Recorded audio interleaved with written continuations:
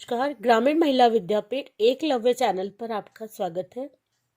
कक्षा 12 विषय समाजशास्त्र, पाठ हमारा है 6। अध्याय हमारा ग्रामीण समाज में परिवर्तन के उपकरण, जिसमें है पंचायती राज और राजनीतिक दल। दबाव समूह इसमें एक टॉपिक था जो हटा दिया गया है। तो मैं आपको दो ही चीज़ बताऊंगी, पंचायती राज और राजनीतिक दल क्या है।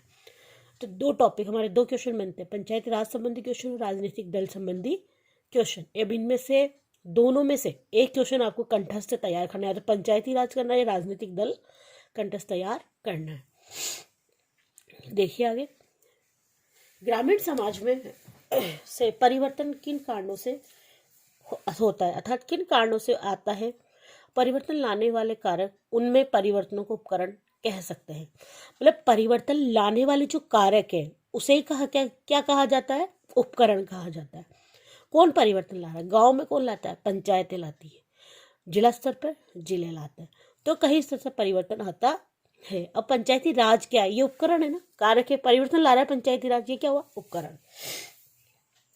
भारत गांव का देश है, हम सब मानते हैं। हमारा भारत कैसा है? गांव प्रधान देश, कृषि प्रधान देश है। गांव की प्रगति एवं उन्नति पर ही एक भारत प्रगति उन्नति निर्भर करती है। गांधी जी ने क्या कहा था कि यदि गांव नष्ट हो जाएंगे तो क्या होगा? हमारा भारत ही क्या होगा? नष्ट हो जाएगा। इसलिए संविधान के अनुच्छेद 40 से राज्यों पंचायतों का निर्देश दिया गया। इसके साथ ही संविधान के 7वीं अनुसूची, कौन सी अनुसूची? राज्य अनुसूची, राज्य सूची है उसका नाम, कि प्रविष्ट 5वें में ग्राम पंचायतों को शामिल करके उनके संबंध में कानून बनाने का अधिकार भी राज्य को दिया गया है। किसको अधिकार दिया गया? कानून को। 1993 में संविधान में 73वां संशोधन किया गया, जिसे पंचायती राज संस्था संविधान मान्यता प्रदान की गई। कब हुआ था संशोधन? 93 में। कौन सा हुआ था? 73वां संविधान संशोधन हुआ था। और संविधान में 11वीं अनुसूची जोड़कर पंचायत का गठन, पश्चात सदस्यों का चुनाव, सदस्यों के लिए पश्चात कार्यों को संबंध में व्यापक प्रदान किए गए। स्वतंत्रता के पश्चात, स्वतंत्रता के बाद में सामुदायिक विकास कार्यक्रमों की सफलता को परखने के लिए 1957 में श्री बलवंत राय मेहता को अध्यक्ष बनाया। पंचायती राज का अध्यक्ष कब बनाया? तो बलवंत राय मेहता को 1957 में। अध्यक्ष कौन थे? बलवंत राय मेहता। तो यहां से भी एग्जाम में क्वेश्चन बनता है। बनाया। मेहता अध्यक्ष दल के 1957 के अंत में अपनी एक रिपोर्ट उन्होंने तैयार करी। रिपोर्ट में यह सिफारिश की गई थी कि लोकतांत्रिक विकेंद्रीकरण, सामुदायिक विकास कार्यक्रमों को सफल बनाने हेतु पंचायती राज संस्थाओं को तुरंत शुरुआत की जानी चाहिए। अध्ययन दल ने इसे लोकतांत्रिक विकेंद्रीकरण का नाम दिया। जो पंचायती राज था उसका नाम इस रिपोर्ट में क्या बदल दिया 1957 में? लोकतांत्रिक विकेंद्रीकरण।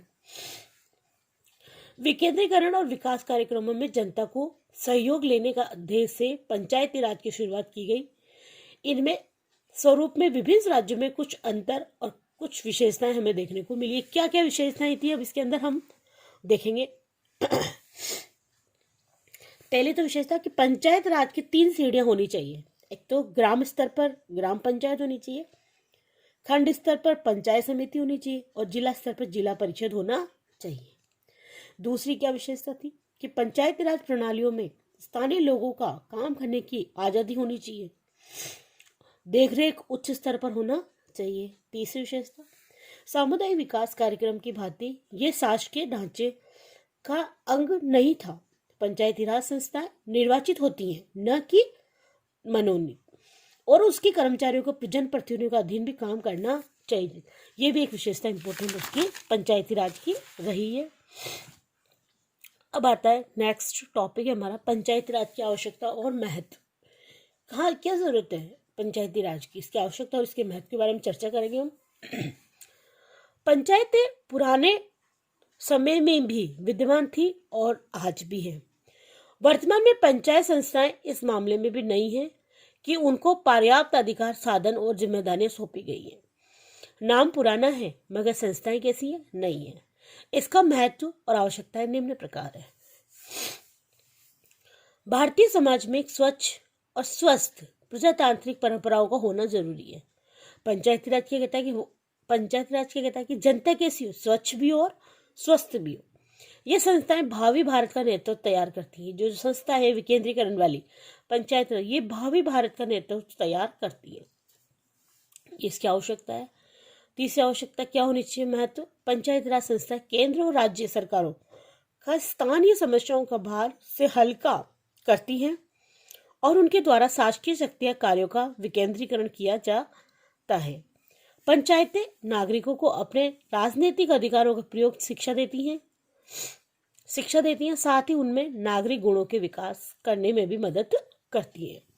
जनता का शासन एक दूसरे की कठिनाइयों को समझने और उनकी भावनाओं को पैदा करने, उनके भावनाओं को समझने के लिए भी सहयोग करती है। कौन, पंचायती राज। तो पंचायती राज की आवश्यकता व्यक्ति के जीवन में सर्वोपरि है। अगर पंचायती राज की व्यवस्था आवश्यकता है महत्व नहीं होगा तो सारी व्यवस्थाएं कैसी होंगी, गड़बड़ा जाएंगी। इसके बाद में हमारा जो संशोधन था उसके बारे में हम चर्चा करते हैं। पंचायती राज का नया प्रतिमान 73वां संविधान संशोधन क्या है, इसके बारे में हम अब चर्चा करते हैं। संविधान के 73वें संशोधन द्वारा पंचायती राज संस्थाओं को संवैधानिक मान्यता प्रदान मिली थी। संवैधानिक मान्यता प्राप्त हुई थी, उसके बाद ही ये संशोधन किया गया था। संविधान में नया अध्ययन 9 जोड़ा गया। कौन सा अध्याय में, 9वें अध्याय में इसको जोड़ा गया। अध्याय 9 द्वारा संविधान में 16 अनुच्छेद और एक अनुसूची, 16 अनुच्छेद और अनुसूची 11वीं अनुसूची में इससे जोड़ा गया। प्रश्न यहां से बनता है, पंचायती राज का नया प्रतिमान जो 73वां संविधान संशोधन उसको किस में जोड़ा, तो 16वें अनुच्छेद में 11वीं अनुसूची के अंदर इसको जोड़ा गया।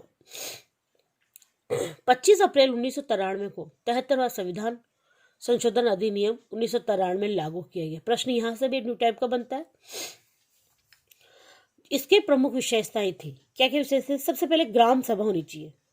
ग्राम सभा गांव के स्तर पर ऐसी शक्तियों का प्रयोग करेगी और ऐसे कार्यों को करेगी जो राज्य विधानमंडल विधि बनाकर उपबंध करते हैं।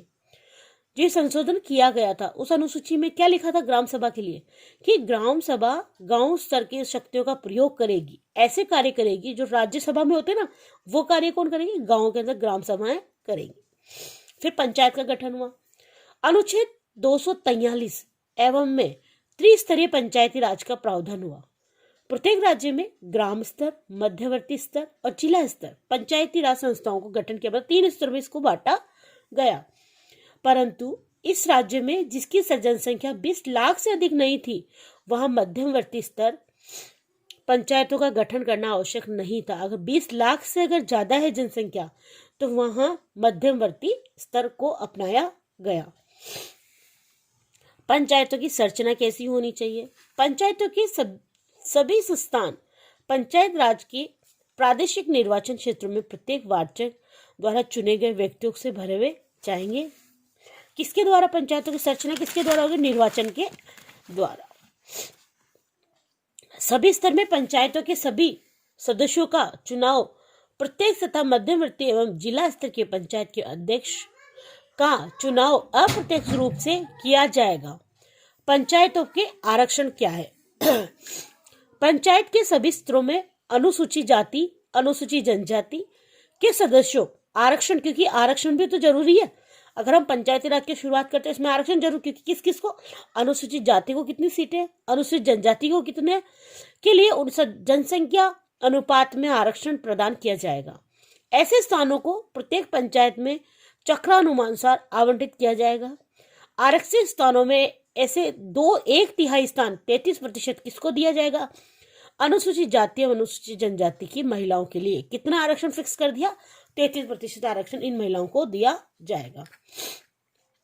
अब पंचायतों का कार्यकाल कितना है, पंचायत राज में संस्थाओं का कार्यकाल 5 वर्ष का होगा। किसी पंचायत के गठन के लिए निर्वाचन 5 वर्ष की अवधि पूर्ण होने से पूर्व यदि वो विघटन की तिथि 6 माह की समाप्ति से पूर्व कर ली जाएगी। अगर वो 5 वर्ष नहीं टिका या कुछ किसी कारणवश वो नहीं रह पाया तो 6 माह के अंदर उसकी समाप्ति की जाएगी। अब पंचायती राज तो वित्त की भी जरूरत पड़ेगी, तो पंचायतों की वित्तीय स्थिति के पुनर्निरीक्षण के लिए राज्यपाल द्वारा एक वित्त आयोग का गठन किया जाएगा, जो पंचायतों की वित्तीय स्थिति के सुधार के उपाय राज्य संबंधित विधि पंचायतों का अनुदान एवं टैक्स निर्धारण सिफारिश करेगा। क्या होगा उसमें? फिक्स टैक्स निर्धारण होगा या टैक्स निर्धारण माना जाएगा। अब पंचायतों के कार्य क्या क्या होंगे? पंचायत समिति का गठन हो गया, पंचायत समिति में आरक्षण भी मिल गया, कार्यकाल भी फिक्स हो गया और वित्त भी तैयार हो गया। तो अब इसके कार्य क्या होंगे? 11वीं अनुसूची में